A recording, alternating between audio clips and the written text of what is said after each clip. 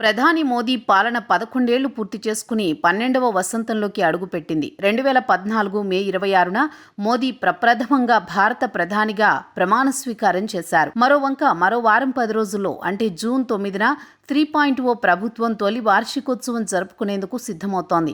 గత ఏడాది జూన్ 9న మోదీ ముచ్చటగా మూడోసారి ప్రధానిగా ప్రమాణ స్వీకారం చేశారు. స్వతంత్ర భారత తొలి ప్రధాని జవహర్లాల్ నెహ్రూ తర్వాత వరుసగా మూడోసారి ప్రధాని పదవిని చేపట్టిన తొలి ప్రధాని మోదీ చరిత్ర సృష్టించారు. అలాగే నెహ్రూ, ఇందిరా తర్వాత అత్యధిక కాలం ప్రధాని పదవిలో ఉన్న మూడవ ప్రధానిగాను మోదీ చరిత్ర సృష్టించారు. అదలా ఉంటే కాంగ్రెస్ అధ్యక్షుడు మల్లికార్జున ఖర్గే ప్రధాని మోదీ 11 ఏళ్ల పాలనను అప్రకటిత అత్యవసర పాలనగా అభివర్ణించారు. అలాగే ఈ 11 ఏళ్లలో మోదీ ప్రభుత్వం సాధించింది శూన్యమని తేల్చేశారు. మోదీ సర్కార్కు ఖర్గే 0 మార్కులు వేశారు. మరోవంక బీజేపీ, ఎన్డీఏ భాగస్వామ్య పార్టీలు మోదీ పాలన భేష్ అని మెచ్చుకుంటున్నాయి. ఈ 11 ఏళ్లలో సాధించిన ఆర్థిక ప్రగతిని, ఇతర విజయాలను ఏకరువు పెడుతున్నాయి. 100కి 200 మార్కులు ఇచ్చినా ఇవ్వవచ్చు అన్నట్లుగా మోదీ పాలన ప్రశంసల వర్షంలో ముంచెత్తుతున్నాయి. అయితే రాజకీయ విమర్శలను, రాజకీయ ప్రశంసలను పక్కన పెడితే మోదీ ఈ 11 ఏళ్ల పాలనలో మెరుపులు, మరకలు రెండూ ఉన్నాయి.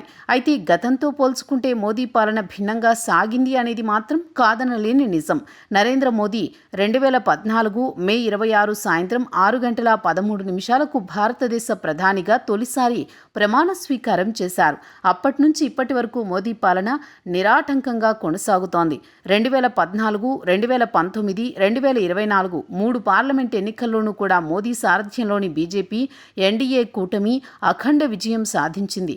ఆ రోజు నుంచి ఈ రోజు వరకు దేశంలో సుస్థిర పాలన సాగుతోంది. నిజానికి మోదీ పాలన సుస్థిరమే పునాది రాయి.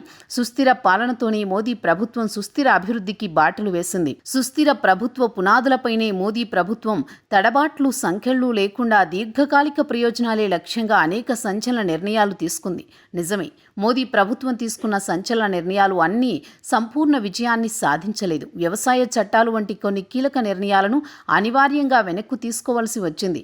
అదే సమయంలో కోవిడ్ వంటి వైపరీత్యాలను ఎదుర్కొంటూ కూడా ఆర్థిక ప్రగతిలో లక్ష్యాలను చేరుకుంది. మోదీ తొలి ప్రమాణ స్వీకారం నాటికి 11వ స్థానంలో దేశ ఆర్థిక వ్యవస్థ ఈ 11 ఏళ్లలో 4వ స్థానానికి చేరుకుంది. భారత ఆర్థిక వ్యవస్థ జపాన్ను అధిగమించి ప్రపంచంలో 4వ అతిపెద్ద ఆర్థిక వ్యవస్థగా అవతరించింది.